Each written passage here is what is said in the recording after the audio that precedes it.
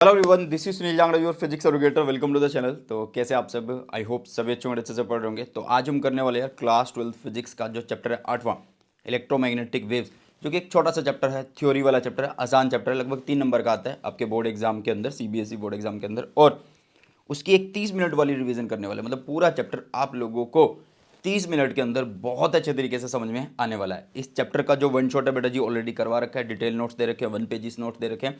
सारी चीज़ आप लोगों को मिल जाएगी कहाँ पे? टेलीग्राम चैनल पे सुनील जांगड़ा सर के नाम से। अगर आप लोगों को फिजिक्स के रिगार्डिंग कोई दिक्कत आ रही है तो इंस्टाग्राम पे मेरा हैंडल है सुनील जांगड़ा 26 के नाम से, आप मुझे वहाँ पे कॉन्टैक्ट कर सकते हो और आपकी जो प्रॉब्लम है उसका सोल्यूशन बहुत ही जल्दी कर दिया जाएगा। ओके बेटा, तो मैं आप लोगों को यही बोलूँगा कि अगर आपने वन शॉट देख लिया तो रिवीजन के लिए ये वीडियो बहुत ही ज़्यादा इंपॉर्टेंट रहने वाली है। आगे बढ़ने से पहले बस मैं यही बोलूँगा, इस चैनल को आप लोगों की सपोर्ट की बहुत ज़्यादा जरूरत है। तो जितना हो सके अपने पढ़ने वाले फ्रेंड्स के साथ शेयर करिए। ज़्यादा बच्चे चैनल से जुड़ेंगे, चैनल ग्रो करेगा और मैं आप लोगों की इसी तरीके से हेल्प करता रहूँगा। तो चलिए स्टार्ट करते हैं, फोड़ते हैं इलेक्ट्रोमैग्नेटिक वेव्स को, और 30 मिनट के अंदर या उससे पहले ही हो जाएगा ये, इसकी एक बढ़िया वाली रिवीजन कर देते हैं। देखो बेटा, हमारा जो चैप्टर नंबर 8 है, जैसे कि मैंने पहले बोला कि आसान चैप्टर है, इजी चैप्टर है भाई साहब, और थ्योरी है। कोई इसमें बड़ा डेरिवेशन नहीं है या कोई बड़ा तगड़ा न्यूमेरिकल नहीं आता है, सिंपल सिंपल सा ही क्वेश्चन पूछा जाता है। वो सारे आज अगर आपने वन शॉट भी नहीं देखा होगा ना, तो आप 30 मिनट की वीडियो से भी इसके 3 नंबर पूरे कर सकते हो। इलेक्ट्रोमैग्नेटिक वेव में सबसे पहले जो आता है वो आता है बेटा जी डिस्प्लेसमेंट करंट। क्या होता है डिस्प्लेसमेंट करंट, ये आपको सबसे पहले पता होना चाहिए। देखो यार, जहाँ पे इलेक्ट्रिक फील्ड चेंज हो रहा हो, या फिर आप बोलो कि जहाँ पे इलेक्ट्रिक फ्लक्स चेंज हो रहा हो जिस रीजन में, वहाँ पे ये करंट होता है। जैसे कि मान लो आप लोगों के पास एक कैपेसिटर है, उसकी आप चार्जिंग कर रहे हो, इधर प्लस इधर माइनस आ गया, इधर प्लस इधर माइनस आ गया, इधर प्लस इधर माइनस आ गया। तो देखो यहाँ पे क्या है कि फील्ड, फील्ड मतलब फील्ड लाइंस है। और अगर आप देखो फील्ड लाइंस को मैं फ्लक्स की फॉर्म में अगर बताऊँ, कोई भी अगर एक एरिया है उसमें से फील्ड लाइंस उसके जब परपेंडिकुलर क्रॉस होती है तो आप उसको फ्लक्स भी बोल सकते हो ना। तो इसका मतलब या तो फील्ड बोलो या इलेक्ट्रिक फ्लक्स बोलो। अगर वो किसी रीजन में बदल रहा है तो वहाँ पे एक नया करंट आ जाता है, जिसको हम क्या बोलते हैं? नया क्यों मैं बोल रहा हूँ? क्योंकि जो जनरल करंट होता है, मतलब जो इलेक्ट्रॉन की वजह से होता है या फिर बोलो पॉजिटिव चार्ज की वजह से होता है, वो हमारा कंडक्शन करंट होता है ना, जो वायर में होता है। बट जहाँ पे कैपेसिटर वाला केस आ गया, जहाँ पे इलेक्ट्रिक फील्ड चेंज हो रहा है, उस करंट को बोला जाता है डिस्प्लेसमेंट करंट। ठीक है, इसका फॉर्मूला होता है बेटा जी I D is equal to, I D मतलब displacement current is equal to epsilon naught D phi E by में डी टी। ठीक है, मतलब फ्लक्स चेंज हो रहा है, इलेक्ट्रिक फ्लक्स चेंज हो रहा है टाइम के साथ। ओके, तो ये हो गया आप लोगों के पास डिस्प्लेसमेंट करंट। नेक्स्ट आता है बेटा जी मैक्सवेल इक्वेशन। मैक्सवेल जी की 4 इक्वेशन है, मतलब एक तरीके से ये प्रिंसिपल ऑफ इलेक्ट्रोमैग्नेटिज्म है। ठीक है, बहुत ज़्यादा हेल्प मिली थी इन 4 इक्वेशन से। तो एक बार देख लेते हैं इक्वेशन को। अगर आपने फर्स्ट चैप्टर पढ़ा है जिसमें गोज लॉ कराई थी, तो गोज थ्योरम में क्या होता था कि अगर मान लो कोई आपने चार्ज बोल दिया क्यू पड़ा है, वहाँ पे अगर आपको फ्लक्स बताना है कि कितना जा रहा है, ठीक है, तो आप क्या करते थे? उसके चारों एक इमेजिनरी सरफेस मान लेते थे, जिसको हम गोजियन सरफेस बोलते थे, और आप लिखते थे कि फाई इज इक्वल टू क्या होगा, जो चार्ज अंदर है नीचे एप्सिलॉन नॉट। जो ये फाई होता है इसको लिखने का तरीका था क्लोज इंटीग्रेशन ई डॉट डी एस बेटा जी, ऐसे ही लिखते थे। ठीक है, तो गोज लॉ फॉर इलेक्ट्रोस्टैटिक कुछ इस तरीके से लिखा जाएगा। अगर मैं इसको मैग्नेटिज्म के लिए लिखूँ तो क्या होगा? देखो, अगर मैग्नेटिज्म में देखें तो मैग्नेटिज्म में ई यूज़ नहीं होता, बी यूज़ होता। तो आप लिखोगे close integration B dot d s is equal to क्या लिखूँ? अब बेटा यहाँ पे तो चार्ज अनक्लोज हो रहा था, तो उसके केस में कोई चार्ज वाला सीन नहीं होता। वहाँ पे आप पोल को कर सकते हो या फील्ड लाइंस को मतलब क्या कर सकते हो कि क्लोज कर सकते हो। तो जब भी आप किसी भी सरफेस में से अगर फील्ड लाइन को क्लोज करते हो तो आप देखोगे कि जितनी फील्ड लाइंस अंदर जा रही हैं उतनी ही बाहर आ रही हैं। तो नेट फ्लक्स वहाँ पे जीरो हो रहा है ना, नेट फ्लक्स वहाँ पे जीरो हो रहा है, या फिर बोलो कि नेट फील्ड वहाँ पे एक तरीके से जीरो हो रहा है। तो आप यहाँ पे बोलोगे कि ये क्या हो गया बेटा जी, जीरो हो गया है।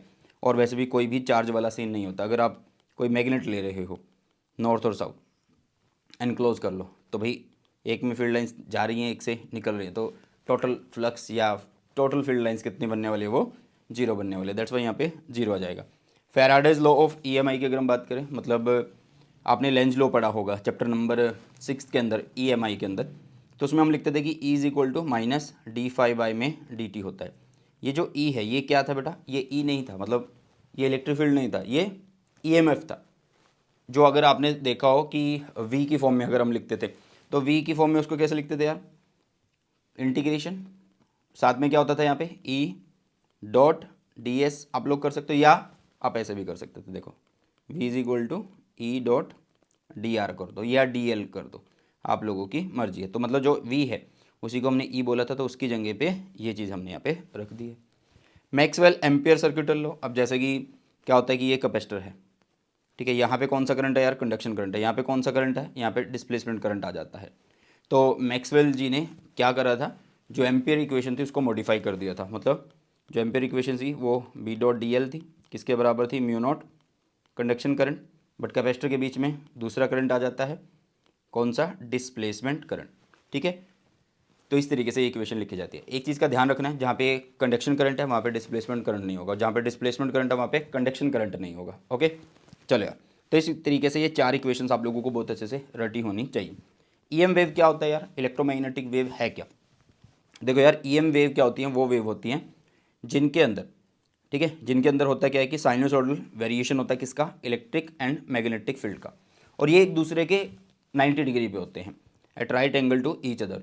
और साथ में डायरेक्शन ऑफ प्रोपागेशन के भी क्या होते हैं बेटा जी, ये राइट एंगल पर ही होते हैं। देखो अब जैसे कि मान लो ये आपका इलेक्ट्रिक फील्ड है, मैं इसको ऐसे बताता हूँ, ये इलेक्ट्रिक फील्ड है और ये है आपका मैग्नेटिक फील्ड, ये दोनों क्या है, राइट एंगल पे है, 90 डिग्री पे है। अब ये आगे की तरफ भी चल रही है, ठीक है, ये आगे की तरफ ऐसे वेव चलती जा रही है। तो आप देखो कि ये जो डायरेक्शन ऑफ प्रोपागेशन है इसके भी तो ये परपेंडिकुलर ही है, ठीक है। तो ईएम वेव क्या होती है बेटा जी, EM wave are those wave in which there is a sinusoidal variation of electric and magnetic field, जो कि राइट एंगल पे होंगे, और इवन वो दोनों भी डायरेक्शन ऑफ प्रोपागेशन के भी राइट एंगल पर ही होने वाले हैं, ठीक है। तो ये कुछ तरीका है बेटा जी शो करने का, ठीक है। ध्यान से देखना कि यहाँ पे क्या है, जेड डायरेक्शन में प्रोपागेशन हो रहा है, तो जिस दिशा में प्रोपागेशन होता है वही एक्सिस लिखा जाता है हमारी इक्वेशन के अंदर। अगर हम इक्वेशन लिखें इलेक्ट्रिक फील्ड की या मैग्नेटिक फील्ड की, तो वो किस तरीके से लिखी जाती है, E is equal to E naught sine bracket में k Z minus omega T. अब देखो आपका प्रोपागेशन हो रहा है जेड डायरेक्शन में, तो जब जेड डायरेक्शन में हो रहा है तो यहाँ पे जेड आ रहा है। अगर मान लो प्रोपागेशन आपका वाई में होता है या एक्स में होता है तो यहाँ पे एक्स आ जाता है बेटा जी। क्लियर, इतनी बातें समझ में आ गई। के जो होता है वो वेव नंबर होता है, ठीक है, के जो है वो वेव नंबर होता है, 2π में लैम्डा होता है बेटा जी। क्लियर है। इसी तरीके से आप मैग्नेटिक फील्ड की भी इक्वेशन लिख सकते हैं, दोनों इक्वेशन बिल्कुल सेम होती है।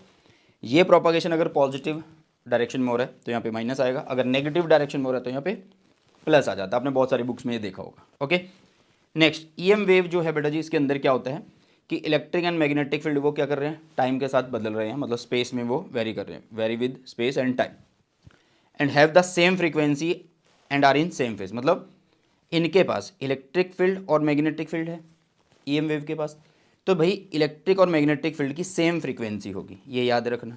साथ में ये दोनों सेम फेज में भी होंगे, यहाँ से क्वेश्चन बनता है। ओके, अगर हम एम्पलीट्यूड की बात करें, एम्पलीट्यूड कौन है, एम्पलीट्यूड भाई इलेक्ट्रिक फील्ड को ई नॉट, ये बी नॉट, मतलब maximum value of electric field, maximum value of magnetic field vector. Okay, अब ध्यान से सुनना, इसको लिखा कैसे जाता है। एक इक्वेशन होती है बेटा जी, सी मतलब speed of light is equal to क्या होता है, ई नॉट बाई में बी नॉट होता है, ये याद रखना।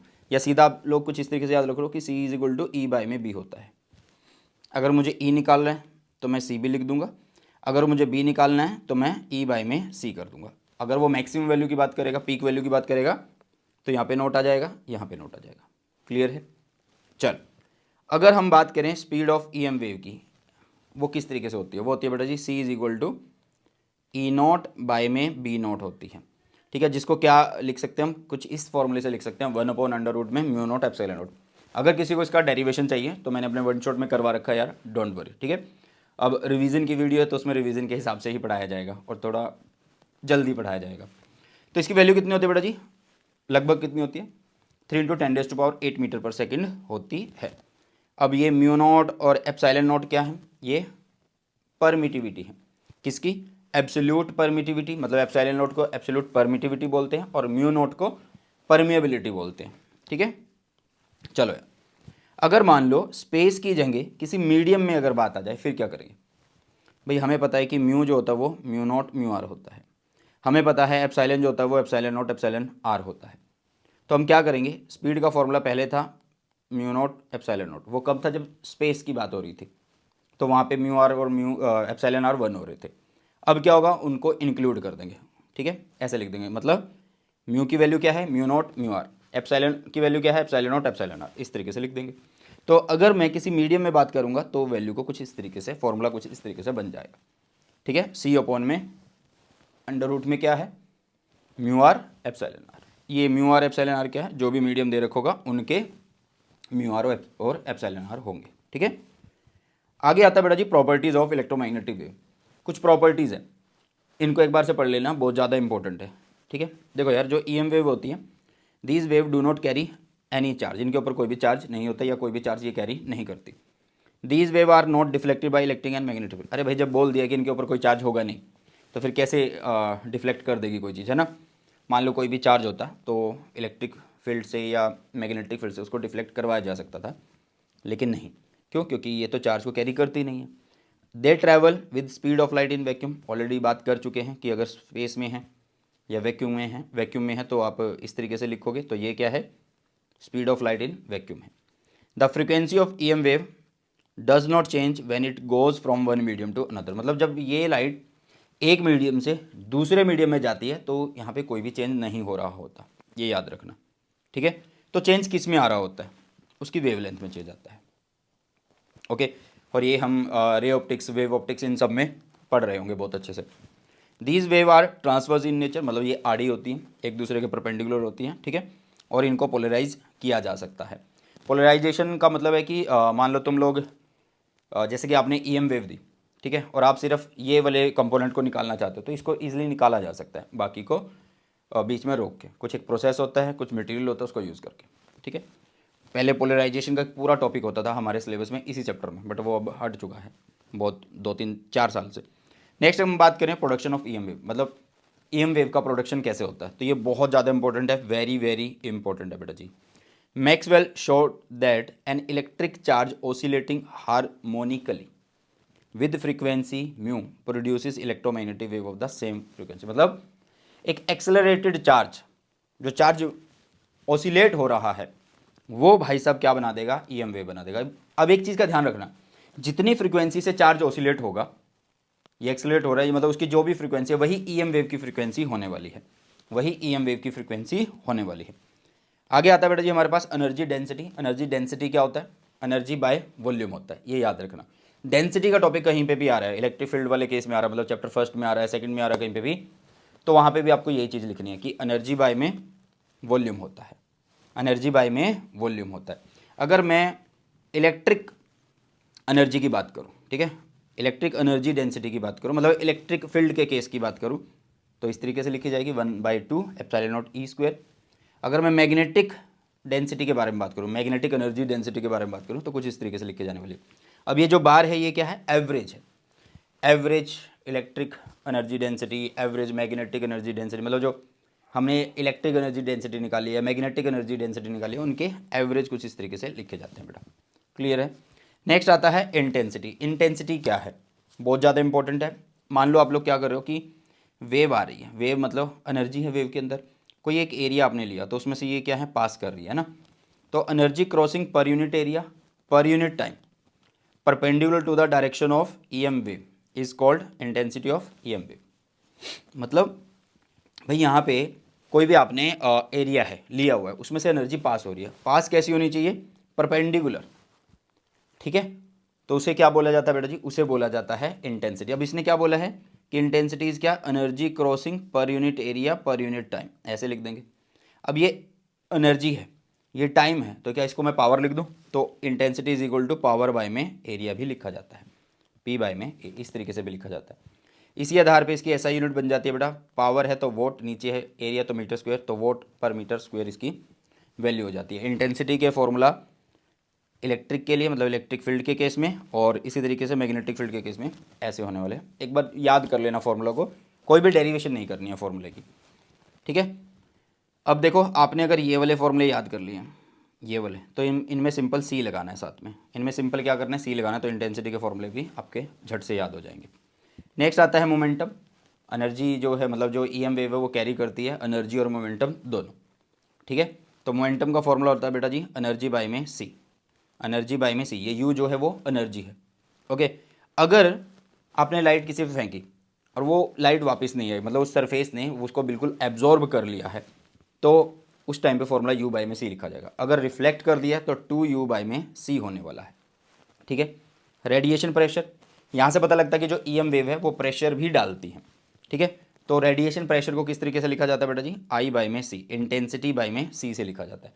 अगर सरफेस कैसा हो, परफेक्टली एब्जॉर्बिंग सरफेस हो, मतलब पूरा एब्जॉर्ब कर लेता है, लेकिन अगर रिफ्लेक्ट कर देता है परफेक्टली, मतलब बिल्कुल रिफ्लेक्ट कर देता है, कोई लॉस नहीं होता, तो 2 टाइम्स हो जाता है।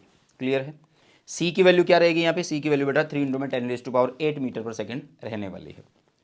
नेक्स्ट आ जाता है बेटा जी इलेक्ट्रोमैग्नेटिक स्पेक्ट्रम, मतलब जो ईएम वेव हमने पढ़ी, वो ईएम वेव जो है ना बेटा जी वो 7 होती हैं, उनकी फ्रीक्वेंसी अलग होती है, ठीक है, मतलब अलग अलग वेव की अलग अलग फ्रीक्वेंसी होती है, अलग अलग यूज़ होते हैं, अलग अलग प्रोडक्शन मेथड होता है और अलग अलग वेव लेंथ होती है, मतलब एक रेंज के बीच में ये होते हैं। तो उन सबको एक सिस्टम में अरेंज करना वो हमारा स्पेक्ट्रम कहलाता है। द ऑर्डरली, मतलब एक ऑर्डर में डिस्ट्रीब्यूशन करना इलेक्ट्रोमैग्नेटिक रेडिएशन का, या तो उनके वेवलेंथ के आधार पे या फ्रीक्वेंसी के आधार पे, उसे बोला जाता है इलेक्ट्रोमैग्नेटिक स्पेक्ट्रम। ठीक है, यहाँ पे मैंने टाइप्स लिखी हुई हैं, यहाँ पे वेवलेंथ की रेंज लिखी हुई है, यहाँ पे फ्रीक्वेंसी लिखी हुई है, यहाँ पे प्रोडक्शन और यहाँ पे डिटेक्शन। जैसे कि रेडियो वेव जो होता है उसकी वेवलेंथ क्या होती है बेटा जी, उसकी वेवलेंथ कुछ इस तरीके से होती है, ग्रेटर होती है 0.1 मीटर से, ठीक है, और फ्रीक्वेंसी जो होती है छोटी होती है 3 × 10⁹ हर्ट्ज से। ओके, प्रोडक्शन जो होती है बेटा जी वो रैपिड एक्सेलरेशन या deceleration of electron in aerials में होता है, मतलब जो एरियल्स होते हैं उनके अंदर एकदम से एक्सेलरेट होना इलेक्ट्रॉन का या डी एक्सेलरेट होना वो कहलाता है उस, मतलब वहाँ से फिर रेडिएशन निकलती है और वो जो रेडिएशन होगी वो रेडियो वेव होगी। Detection is receiver aerials. इसी तरीके से बेटा माइक्रोवेव्स हैं, इसी तरीके से इंफ्रारेड हैं। ये सारे आप लोगों को एक बार ध्यान से देख लेने हैं, एक बार स्क्रीनशॉट ले लो इसका, ठीक है, क्योंकि इसमें कोई कुछ नहीं करेगा, सिर्फ आपको याद ही करना है, ठीक है, कि भाई माइक्रोवेव है उसकी वेवलेंथ क्या होगी, 0.1 मीटर से 1 मिलीमीटर तक होगी। इसी तरीके से इसकी जो फ्रीक्वेंसी है 3 × 10⁸ से 3 × 10⁻11 हर्ट्ज तक होगी। और इसका प्रोडक्शन कैसे होता है, क्लिस्ट्रॉन वॉल्व से या मैग्नेट्रॉन वॉल्व से होता है। पॉइंट कॉन्टैक्ट डायोड्स होते हैं, उनमें इनका डिटेक्शन किया जाता है। तो ऐसे करके आप चारों की चारों, मतलब 3 इधर हैं और 4 इधर हैं, पूरी 7 की 7 वेव्स को एक बार से देख सकते हैं। ठीक है बेटा, बस मैं आप लोगों को यही बोलूँगा कि ये जो स्पेक्ट्रम है इसको बहुत अच्छे से रट जाना, बहुत ज़्यादा इंपॉर्टेंट है। और ये जो मैंने लिखा हुआ है ये एनसीईआरटी से ही लिखा हुआ बेटा जी, ठीक है। तो ये चैप्टर उतना बड़ा नहीं है कि इस पर पूरे 30 मिनट लगेंगे या 30 मिनट भी कम पड़ेंगे, ये एक छोटा सा चैप्टर है। जैसे मैंने बोला कि ईजी है, न्यूमेरिकल बिल्कुल सिंपल बनता है, कोई बड़ी डेरिवेशन नहीं आती है, सिर्फ 3 नंबर का ये होता है। कोई भी बच्चा अगर ऐसा जिसने ये चैप्टर कभी भी नहीं पढ़ा तो वो इस 30 मिनट की वीडियो से, 30 मिनट की तो नहीं बनेगी, ये कोई 17, 18, 20 मिनट की बनने वाली है, तो इस मिनट मतलब 20 मिनट की वीडियो से भी अपने 3 नंबर पक्के कर सकता है। तो कैसी लगी वीडियो यार, कमेंट सेक्शन में जरूर बताना। और इस चैनल के ऊपर जो भी भाई साहब सीरीज पेंडिंग है वो बहुत जल्द कंप्लीट हो जाएगी, डोंट वरी। प्रीवियस ईयर की वीडियो ऑलरेडी आ रही है, बट वो आप लोगों के रिस्पॉन्स की वजह से थोड़ा सा लेट है। अगर आप उस पर रिस्पॉन्स अच्छे से दिखाते हो तो बहुत जल्दी जल्दी वीडियोज़ आ जाएंगी। ठीक है बेटा, तो आई होप ये सेशन आप लोगों को अच्छा लगा। अगर अच्छा लगा तो अपने सभी फ्रेंड्स के साथ शेयर जरूर कर देना। तो इसी के साथ इस वीडियो सेशन को करते हैं इस बात, और मिलते हैं जल्दी से नए सेशन में। सो बॉय, टेक केयर, जय हिंद, वंदे मातरम।